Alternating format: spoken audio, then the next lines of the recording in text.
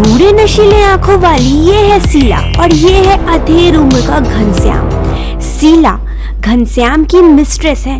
घनश्याम की पहले से एक पत्नी है और घर पे 3 बच्चे भी हैं। फिर भी वो शीला के साथ हफ्ते में 3 दिन तो उसी के घर में गुजारता है। ये घर भी घनश्याम ने शीला को गिफ्ट किया है और शीला घनश्याम के साथ इस घर पे रहती है।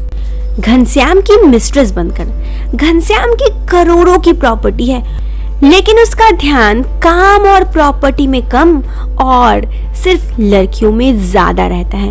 यूं तो वो 55 साल का है और शीला वो अभी सिर्फ 28 साल की ही है।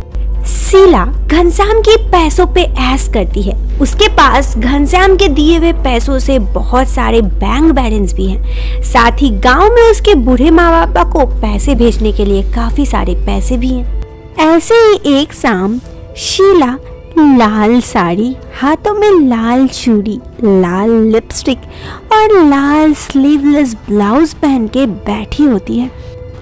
तभी घनश्याम आता है और आकर शीला को ऊपर से नीचे तक घूरते हुए कहता है, ओ जाने मन, क्या खूबसूरत लग रही हो, बला की खूबसूरती। ओह वाव, ये मैं तुम्हारे लिए ही तो तैयार हुई हूँ, आज इतनी लेट हो गई। ओ जाने मन, काम था, घर में बीवी बच्चे भी हैं, लेकिन तुम्हारी याद आई तो दौड़े दौड़े आ गया। मैं भी तो कब से तुम्हारा इंतजार कर रही हूँ। और फिर घनश्याम शीला के करीब आ जाता है और करीब, और दोनों की प्यार में सभी दूरियां मिट जाती है। ऐसे ही अक्सर घनश्याम हफ्ता में 2 से 3 दिन शीला के घर पे ही रुकता और उसके साथ प्यार करता। कुछ दिनों के बाद एक दिन शीला के घर के वॉशरूम में, ये क्या हो गया? मुझसे बहुत बड़ी गलती हो गई, मैं तो प्रेग्नेंट हो गई, अब क्या करूं? शीला को जब पता चलता है कि वो प्रेग्नेंट है तो वो काफी ज्यादा डर जाती है। उसे समझ नहीं आता कि उसे क्या करना चाहिए। उसी दिन शाम को जब घनश्याम आता है तो शीला को जरा उदास पाता है। वो आता है उसके पास और फिर उससे कारण पूछता है।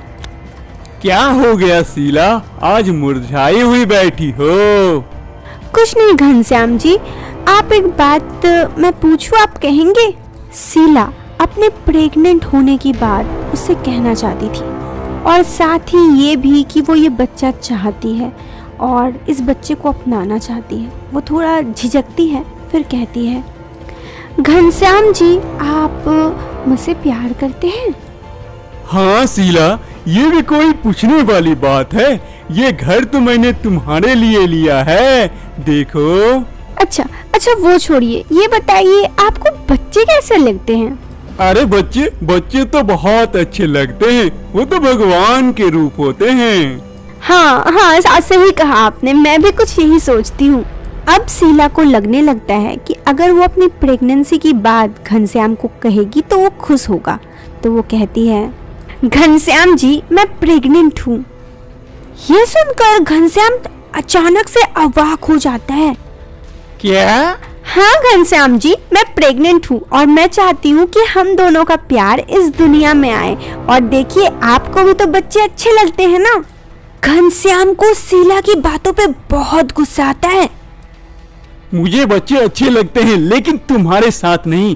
दुनिया वाले क्या कहेंगे इसे, नाजायज औलाद। हाँ, करमजली कहीं की। मुझे ऐसे बच्चे नहीं चाहिए, ठीक है? पर घनश्याम जी। जाओ और कल ही इस बच्चे को गिरा दो। जितने पैसे चाहिए मैं देता हूँ, मैं ऐसे झंझट नहीं पाल सकता, समझी ना? पर घनश्याम जी मैं ये बच्चा चाहती हूँ।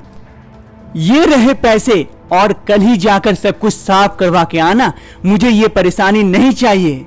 इतना कहकर घनश्याम गुस्साते हुए वहाँ से चला जाता है। वो पैसे रखकर चला तो जाता है, लेकिन इधर शीला सोचती है, चाहे कुछ भी हो जाए इस बच्चे को मैं इस दुनिया में लेके आऊंगी। इसको माँ और पिता दोनों का प्यार मैं ही दूंगी, चाहे कुछ भी हो जाए। मैं इस बच्चे को इस दुनिया में लेके आऊंगी। शीला इस बात को ठान लेती है कि वो इस बच्चे को जन्म देगी, क्योंकि उसे जिंदगी में अकेलापन काटता था। बुढ़ापे में सहारा होगा उसका ये बच्चा। वैसे भी इसे पैसों की कोई कमी नहीं थी, इसीलिए वो अपना ये फैसला लेती है। दूसरे दिन घनश्याम फिर से शीला के घर आकर बैठता है। तभी शीला उसके पास आती है। शीला बेबी डॉक्टर के पास गई थी। घनश्याम को लगता है कि शीला उसकी बात मान ली होगी, क्योंकि उसके पास वो छोड़ के दूसरा रास्ता भी नहीं था। नहीं, मैं इस बच्चे को इस दुनिया में लेके आऊंगी। अब घनश्याम को बहुत गुस्सा भी आता है, तो वो तुरंत कहता है, क्या पागल वगल हो गई हो क्या? मुझे ये बच्चा नहीं चाहिए। ऑलरेडी मेरा 3 बच्चे हैं मेरे बीबी से, और ये चौथा बच्चा मुझे नहीं चाहिए। जल्दी से इसे गिरा दो, वरना तुम भी सोच लो। पर मैं भी तो हूँ ना। क्या तुम्हारी जैसी 2 कौड़ी लड़की के लिए मैं अपना नाम खराब करूं? चल हट। शीला को पहले से पता था कभी न कभी उसे ये सब बातें सुननी ही होगी, तो वो ये सारी बातें सुनती है, एक लंबी सांस लेती है और कहती है, ठीक है घनश्याम जी, आप इस बच्चे को मत अपनाइए। मैं इस बच्चे को अपना नाम दूंगी। बाप का नाम देने का कोई जरूरत नहीं है, ना ही मैं कभी आपका नाम किसी को बताऊंगी कि ये आपका बच्चा है। मैं ऐसा कभी नहीं करूंगी। शीला की बातें सुनकर घनश्याम फिर भी गुस्सा आता है, क्योंकि उसे पता था कि अगर ये बच्चा होके बड़ा होके कुछ डीएनए टेस्ट करवाएगा तो उसका नाम सामने आएगा, उसके प्रॉपर्टी में हिस्सा होगी और साथ ही इसकी सोशल लाइफ भी बिगड़ जाएगी। इसीलिए वो सब जानते हुए कहता है, मुझे ये सब कुछ नहीं पता है। तुम्हें अगर इस घर में रहना है तो कल ही जाके तुम अपना सब कुछ साफ करवा के आओगी। मुझे और कुछ नहीं कहना है, मैं जा रहा हूँ। आज भी घनश्याम शीला के पास नहीं रुकता, ना ही उसके करीब आता है। वो वहां से चला जाता है। इधर शीला निश्चय कर लेती है कि वो इस घर को छोड़ के चली जाएगी। उसे बस अब एक बुढ़ापे का सहारा चाहिए था और कुछ नहीं। इसीलिए वो अपना सारा सामान पैक करती है और फिर घर से चली जाती है। 2 दिन बाद घनश्याम शीला को ढूंढने के लिए फिर से शीला के घर पहुंचता है। शीला, शीला। घनश्याम शीला को घर पर चारों तरफ खोजता है। उसे घर पर ना ही शीला मिलती है, ना ही शीला का एक भी सामान मिलता है। वो समझ जाता है कि शीला घर छोड़ के चली गई है, लेकिन उसे काफी डर लगता है कि कहीं अगर शीला ने अपना मुंह खोल दिया तो शायद उसकी बहुत बड़ी बदनामी होगी। कुछ दिनों के बाद घनश्याम फिर से उस घर में एक नई लड़की को, एक नई मिस्ट्रेस को लेकर आ जाता है। 8 महीने के बाद घनश्याम अपने किसी काम से हॉस्पिटल के बगल में साइट पर गया होता है। तभी उसकी नजर एक प्रेग्नेंट औरत पे पड़ती है, जो हॉस्पिटल के पास हॉस्पिटल आ रही होती है। जब उसका नजर उस औरत के चेहरे पर पड़ता है तो वो अवाक रह जाता है। वो औरत कोई और नहीं बल्कि शीला थी। वो समझ गया था कि उसके पेट में उसी का बच्चा है। वो तुरंत सोचता है, चाहे कुछ भी हो जाए, मैं इस बच्चे को इस दुनिया में आने नहीं दूंगा। मेरी बदनामी होगी, मेरा पोल खुल जाएगा। ये कभी हो नहीं सकता। घनश्याम बहुत ही नीच हरकत करने पे तुल जाता है। वो आगे क्या करता है? क्या शीला अपने बच्चे को बचा पाती है? क्या शीला की जिंदगी में कोई और परेशानी आती है? क्या घनश्याम की जीत होती है?